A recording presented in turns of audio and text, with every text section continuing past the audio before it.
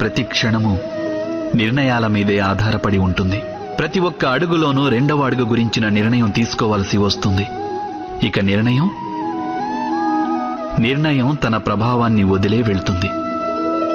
నేడు తీసుకున్న నిర్ణయం భవిష్యత్తులో సుఖానికో లేక దుఃఖానికో కారణమవుతుంది. కేవలం తనకే కాదిది, తనతో పాటు తన కుటుంబానికి, అలాగే రానున్న తరతరాలకు కూడా.